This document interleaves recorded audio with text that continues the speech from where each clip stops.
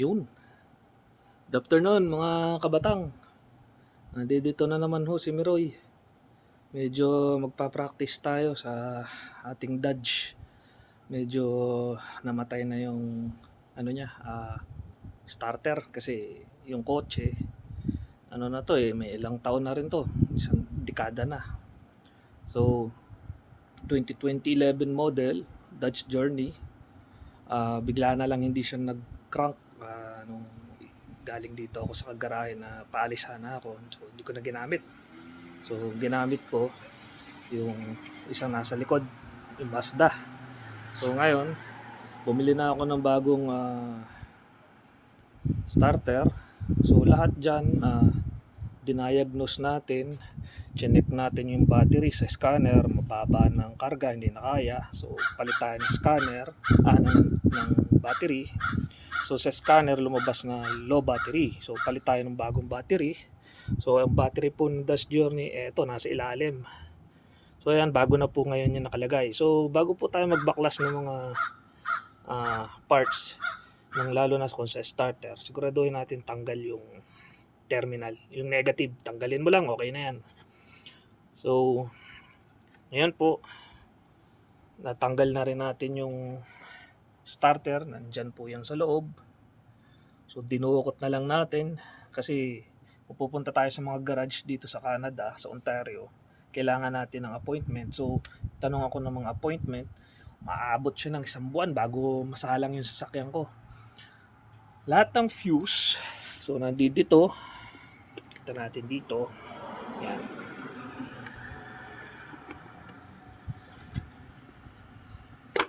So ito yung fuse, ito yung ignition ng starter. So marami to, may starter relay, ito yung relay sa ignition, ito yung fuse sa starter. So chinek natin lahat siya, may continuity naman. So meron din tayong ginamit na tester. So yan, tinesting natin lahat yan. So ang ginawa natin, nag-bypass na lang tayo ng wire para masubukan natin kung mag-i-start talaga yung starter. So hindi siya umikot, lumalagitik lang siya na parang pumipitik. So yun na yung huli nating diagnose dito. Lahat, fuse, tsaka foot switch na pag ini-start yung niya, tawag dito, yung switch niya sa brake pag ini-start. So ganun din, okay naman siya, nagpa-function. So yung fuse niya, chinek ko din, buo naman. May relay pa yan sa loob, sa may sa dashboard sa ilalim. So chinek ko rin, may continuity lahat siya. So diagnose natin talaga, hindi na siya nagka-crank. Yan na yung pinakahuli natin chinek. So eto, bumaklas na tayo.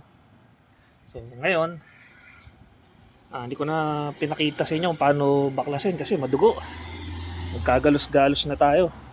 So may dudukotin ka pa sa ilalim. Tapos pag nandito na, tatanggalin mo, papaikutin mo siya ng dahan-dahan. Baka may tamaan kasi ng mga clip. So iningatan natin yun. Baka bumili pa tayo ng ibang pyesa. So eto na. Nung nabaklas na po natin, so eto po yung dating starter. Eto na po yung bago nating starter. So eto, recondition lang to. Pero mukha naman siyang bago. Sabi naman ng mga nasa Canadian Tire, goods daw yan. So 3 years warranty.